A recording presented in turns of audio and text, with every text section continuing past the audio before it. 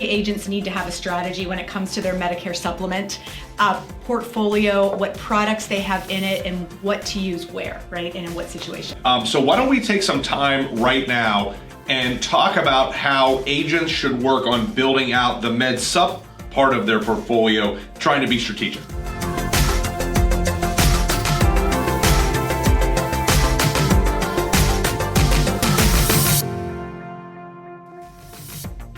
Good morning, insurance agents to the senior market. Welcome back to Near and Far. It is Friday, March 11th. Now, of all the things you're going to forget to do today, the one thing you cannot forget to do this Friday is to subscribe to the YouTube channel to make sure that as soon as we post the next amazing video, you get a bing on your phone that says, hey, go watch Neishloss Fleming's content. Additionally, if there's anything Chris and I talk about in this video today you want to learn more about, get more information on, email us at nf_studios@neishloss.com.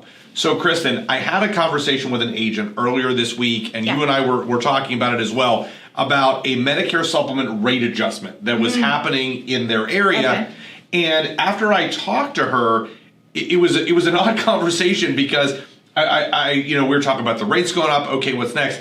And it turned out she had 8 different MedSupp contracts with us that she didn't even realize she had. She's like, what do you mean I'm contracted with them? Or what about them? Or what about them? It was all these contracts they didn't even realize they were appointed with. Yeah, that does happen more often than you think. And clearly agents need to have a strategy when it comes to their Medicare Supplement portfolio, what products they have in it, and what to use where, right? And in what situation. Yeah, absolutely. I agree with that 100%. So why don't we take some time right now and talk about how agents should work on building out the MedSupp part of their portfolio, trying to be strategic. Yeah, especially those agents that focus a lot on MA, you have to have that balance. You need to make sure you know what you're doing. All right, so Bill, when you're looking at MedSupp portfolio, about how many products do you think an agent needs? So I had a really good friend and colleague in this business, Dwayne McFerrin at Senior Market Sales. So shameless plug for a competitor. But hey, Dwayne. Yeah, hey, Dwayne. Super smart guy. I've always really liked Dwayne. But we were at a meeting and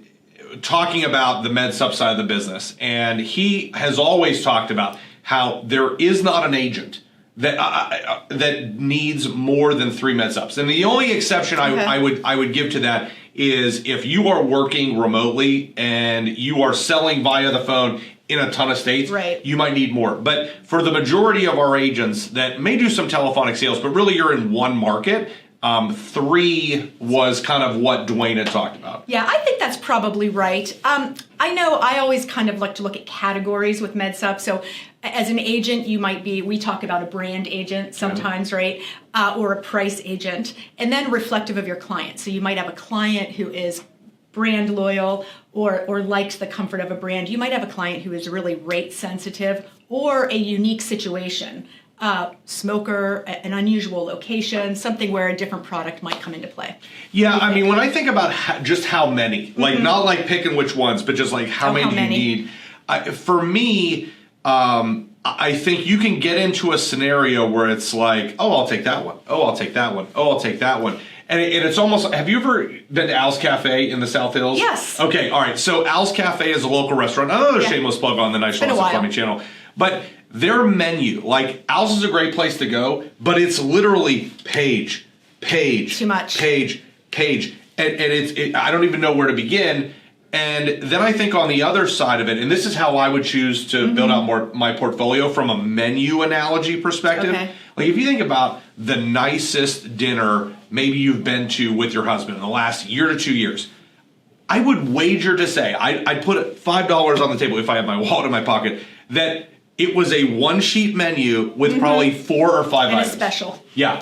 And a special. Yeah, you're right. And you know what? I do sometimes get that call, and I will tell you, it's usually when the agent is ready for an appointment and they realize they have so many MedSupp carriers and they're like, Kristen, where do I go? You know, so you have to kind of step back and walk through each one of them. So I think doing that homework up front, narrowing your pile would be helpful. Yeah, so I think we're both kind of in agreement that in terms of the quantity of contract, less is more. Yeah. So okay, maybe you're trying to focus in on 3, maybe 4 products that you need. I guess the next question is, how do you pick your products?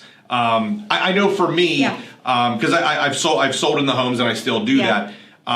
I think every agent should start with AARP Medicare Supplement, and then fill in from there. What's your kind of perspective on at least where to start with that? I think that's a great recommendation. Starting with AARP, we know they're the clear leader. We know they have the brand recognition, and they also have the stability of price. So it's really a trifecta of comfort for both the agent and the client. So that's a great place to start your portfolio. And then from there, then what I had kind of talked about earlier, you might want a more price sensitive product or one that's really hot in your market. And in that one, you need to kind of check every so often to make sure you have the right product. Yeah, I think that that's correct. Like if you start out with AARP, you have a product that for consumers who are brand focused. Yes.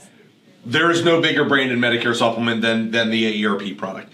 You have a product that is incredibly rate stable. Like, because Nikki and I did that video a little while back, just about the unbelievable rate stability that product has. So if a consumer's looking for super consistent rates, you've got it there. And additionally, their underwriting is really accessible. I don't want to call it liberal because carriers hate when you say that. Carriers hate you when you say that. But it's very fair. Yeah. Fair? Fair, accessible, whatever the term is. Really we mean liberal, but those are other ways to say it. But you've got all three of those, and then it comes down to, as an agent, who are the consumers you're encountering, or maybe what your priorities are as an agent. Yeah, I think that's a great way to look at it. I'm just trying to think back to what three I would recommend. After AARP, then there are other brands you can go with too, and it really depends on the agent. And this is where, as my sales management team kind of gets into the customization with each agent, we need to kind of know what their portfolio looks like, what their comfort level is, so that we can help recommend a product for them. Yeah, and I find that agents that tend to struggle with this about that they've got 27 products. It's that it's just like, oh, okay, I'm going to take this one, take this one, take this one, and then when they get to the home, there's no clear strategy around which product. I know for me, when I'm coaching agents who have never sold MedSupp before, I will tell them, okay, we're going to pull up the CSG quote engine, and we're going to look at the 4 to 5 products at 68 and 71 that have usually go with a G or I have been going G, just because most of the time, if they have a competitive G, they've got a competitive F. The carriers that you'll see carriers that are competitive F and that are really bad on G, but G is probably at this point, I don't know, 2/3 of the sales. Yeah, that's what I start with as well. Yeah, that's what we're seeing the most popular, and it's a good way to level set all the carriers. Pick that plan. Yeah, and the other piece of it too, like when you talked about like agents who may be more brand focused or whatever, that we are in such a compressed rate environment where there are in almost every scenario run on CSG, there seemingly are 4 to 6 products that are within $5 of the floor, and in that scenario, you can really say, okay, out of these, which fits my priorities as an agent best? If it's there's some agents that are very focused on AM Best financial ratings. Maybe it's brand presence. Maybe it's something else. The discount can make a difference. Yeah, absolutely. Yeah, I would say too, we're talking a lot about the CSG quote engine. So if you want to learn more about that, do call us and we can walk you through it. It's on Medicare Center now. It's amazing. But to your point, when you rank the top 5, you really have to look at the dollars, because it might be $5, it might be 35 cents, it might be $1 difference. So there's some really tight margin in some of those carriers to look at. And I think talking about discounting, household discount rates have really started to change the game. And that's something, again, that we coach on when agents are looking at CSG,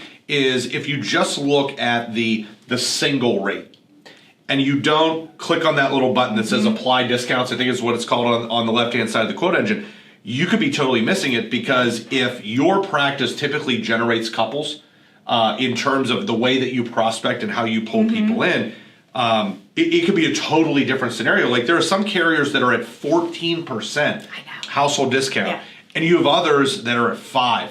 Well, all of a sudden you see a lot of flip-flopping in terms of the rate action, depending on whether you're selling singles or couples. Yeah, for sure. So if you'd like to learn more about what Medicare supplement products we offer, how to use the CSG quote engine that's available on our website. Hit us up again at nf_studios@neishloss.com, and someone from Kristen's team will reach out to you and help you figure out what products you need. So we will be back with you on Monday, March 14th, bright and early at 7 a.m. This has been Kristen. Thank you. I'm Bill, and this has been Near and Far. We'll see you on Monday.